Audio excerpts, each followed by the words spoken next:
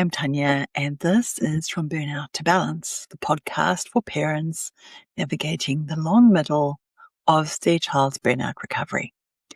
If you are parenting a neurodivergent child in burnout, chances are that you have come across low-demand parenting somewhere along the way. Maybe you're trying it right now. Maybe you've been doing it so long that you can call yourself a veteran. Either way, most of us who've lived this long enough know that it helps. What's less talked about is why. So that's what today's episode is about. What's actually happening underneath the surface that makes lowering the demands work. And this might be a useful one to share with a grandparent or a friend or a partner that still is feeling a little bit skeptical about low demand parenting and might be questioning you about, well, why are we doing it? How does it actually work? So low demand parenting has been one of the biggest shifts in my parenting. And it's also been one of the hardest. Growing up in South Africa, I was part of a family where hard work and achievement were deeply valued. Children were expected to listen to adults, to stay quiet, to contribute, to push through, and keep going even when things felt difficult. These beliefs stayed with me. They shaped how I understood responsibility and success and what it meant to be a good parent. So I naturally became someone who carried a lot. A typical overfunctioner in a crisis. Take things on, I hold things together. Asking for help has never come easily, especially when it feels like I might inconvenience someone else. So when I began learning about lowering demands, it felt deeply uncomfortable. And there was this part of me that saw it as irresponsible, that I was lowering my standards, that things might fall apart, or even that I might ruin my child if I loosened my grip. But then burnout changed everything.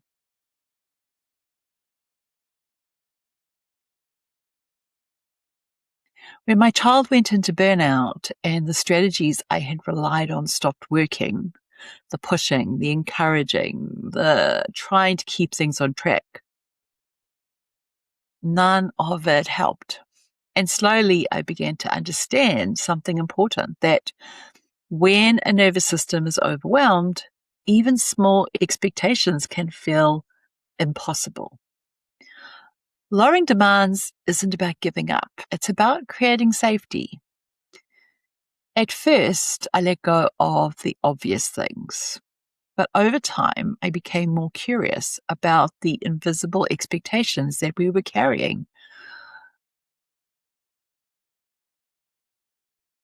The unspoken shoulds, the quiet pressures, and I really started questioning the rules and the roles I had been living by. Had any of these been my idea? Or was I just repeating something I'd inherited because things had always been done this way? What actually mattered right now? What could wait? What rules could I stop living by? It honestly did my head in a little bit and turned my life upside down. And in the unlearning, in the unraveling, something shifted. And there was more space for connection, for rest, and for healing.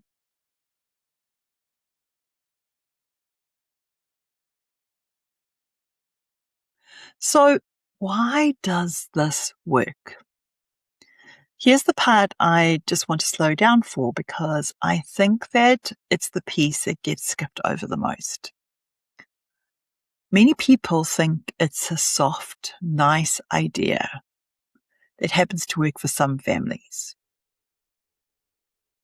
But in reality, it's rooted in how nervous systems actually respond to stress. Every demand, however small, is a form of stimulus. Clinical psychologist Andrew McDonald, who developed what's known as the low arousal approach, found that things like demand, noise, refusal, even surprise act as triggers for psychological arousal. And that's the body's stress response switching on. Once that response is activated, the parts of the brain responsible for thinking clearly, reasonably, and flexibly go offline. And that's not a character flaw. It's not a choice. It's what a nervous system does in order to help us to survive, to get away from the metaphorical tiger. And for a child already living so close to the edge of their capacity in burnout, it doesn't take much to tip the whole system over. This is also where polyvagal theory helps explain what we're actually aiming for. A nervous system can only access connection, learning, and genuine growth from a state of safety. So when we lower demands, we're not lowering our belief in our child.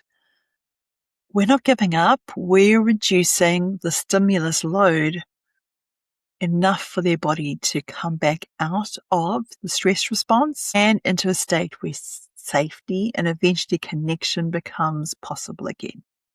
That's the actual mechanism here, not permissiveness, but actual biology, physiology. And that's also why this work asks so much from us as parents too, because we are often the ones regulating the environment around a dysregulated nervous system. And the research into low arousal approaches consistently shows that a caregiver's own calm has a direct effect on how much a child's stress response settles. I'll put the studies that I'm drawing on for this in the section in the show notes so that you don't have to take my word for it. I know how much it can matter to have something extra to point for, whether it's for yourself or for someone else in your life who needs convincing. When it comes to low demand parenting, there's a piece that most of us miss. And I think that I missed it for a while too. And it's really important for us to be reminded of this. As I learned more about low demand parenting, I found something I hadn't understood at first. And I think it's the piece that most parents miss when they first hear the term.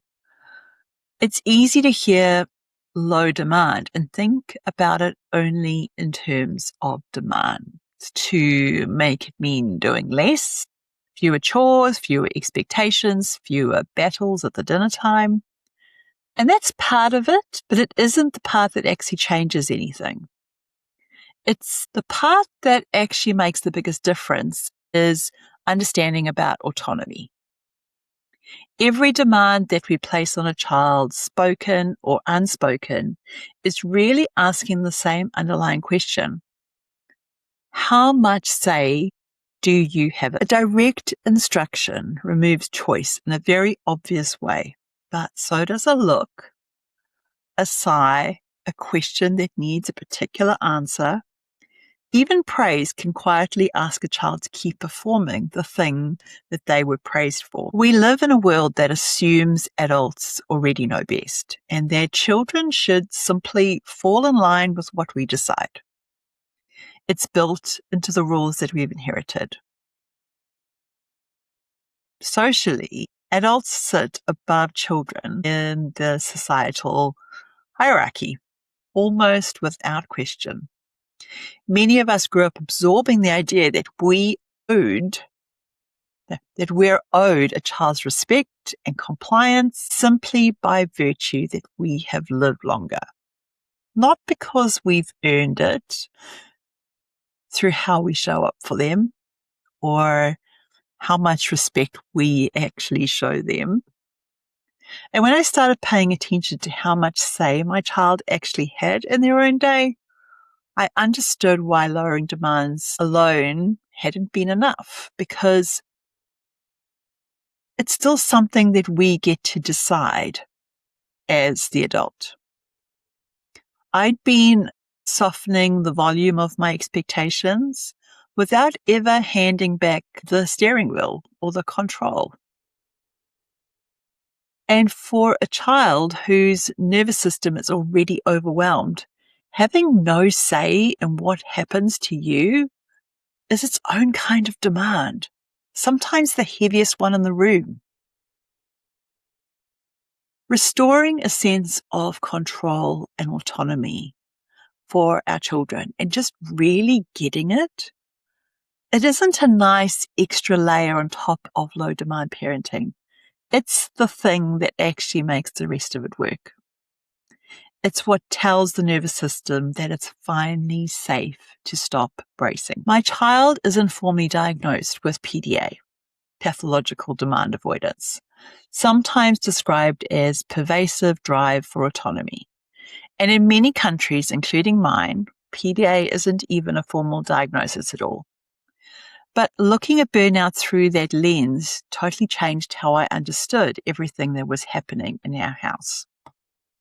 PDA adults describe autonomy not as a preference, but as a survival need. One that sits above even the basics like eating and sleeping when it's threatened. Christy Forbes, an autistic PDA advocate and herself a PDAer who spent years writing about her own experience, talks about a lack of agency, feeling like it's life-threatening for a PDAer, and about healthy autonomy being what allows emotional growth and identity to develop at all. And that really reframed something for me. My child wasn't being difficult when a request landed like a threat. Their body was responding to something very real. And you don't need a PDA diagnosis for this lens to be useful. A child in burnout, whatever the cause, is often living in a similarly overwhelmed nervous system, one where the smallest ask can tip the whole system over. Looking through a PDA lens asks a better question than most parenting advice ever does. Not, how do I get compliance, but how much choice does this child actually have right now? And what is happening in their body when that choice disappears? Amanda Diekman, who writes and speaks widely on low-demand parenting and parents a PDA child herself, describes this work as dropping demands to restore calm and find real connection with the child in front of you, not the child you expected. And that's the shift, not a technique for better behavior, but a way of actually meeting our children, one human to another, one nervous system to another. A way of supporting the needs of our child's nervous system in a way that they actually need. I understand why low demand parenting can feel really daunting to a lot of parents when they first come to it. Because technically speaking, almost everything can be a demand. And once you start looking for them, you start to see them everywhere. And that's not overthinking it. Demands are far more varied than a straightforward instruction or simply doing less chores. There are direct ones, the most obvious: brush your teeth, get dressed, come to the table, put on your shoes. These are the ones that most of us picture first. Then there are the indirect ones, demands that are harder to spot because they're rarely phrased as a demand at all. And we might even not consider them as demands. A question that needs answering, a tidy room that implies it should stay tidy. Even something as gentle as, it's a nice day for a walk, can land as an expectation to go outside. And part of the pushback that I hear from a lot of parents or a lot of people who are still trying to find their way in low demand parenting is, well, shouldn't I do these things? Shouldn't my child have a tidy room? Shouldn't they go outside? After all, it's polite to answer a question. And this is where we come back to autonomy, of seeing ourselves and our children as sovereign, autonomous human beings. Something to think about. And then there's also internal demands, the ones that come from inside the child's own body. Hunger, thirst, needing the bathroom, waking up in the morning, willing themselves into the shower, even things that our children really want to do can come across as an internal demand. It's not just the things that they don't want to do. And a lot of times, none of this is asked about out loud, but the cost is still really real. There are also demands nested inside demands. Going to the supermarket isn't just one task. It's picking the appropriate clothing, getting dressed, putting your shoes on, getting into the car, tolerating the drive, tolerating the people in the store, lining up at the checkout, speaking to a stranger behind the till. Small, significant demands all stacked inside what looked like a single simple errand. And if you struggle with going to the grocery store like me, then that will explain why. And then there's the uncertainty itself, which might be the heaviest demand at all, not knowing what today looks like, how long something will take, what happens next, what the expectations of everybody else in the room is. For a nervous system already trying to predict, not knowing can cost more than knowing something hard is coming. And I think that this is what I was reaching for in those quiet questions I kept on asking myself. What actually matters here? What could wait? What is the cost? I wasn't just editing a to-do list. I was learning to see the invisible weight my child was carrying and asking with real curiosity, how much of this was mine to lift? Because the truth is, parents, by no intentional fault of our own, can become one big walking demand. If any of this is landing for you, I want you to know that there's nothing wrong with you for not seeing it sooner. Many of us were never taught to look for demands in this way. We just assumed that they were part of life. We were taught to ignore our own limitations and push through, to abandon our needs, not to look weak or not to inconvenience others. We were taught to look at behavior and correct it, not understand what's underneath it. This month, inside From Burnout to Balance, I opened a low-demand parenting channel where I'm going to be posting short videos, a few minutes each, no order required, dropping throughout the month, just starting with exactly what we've spoken about today, answering parents' questions and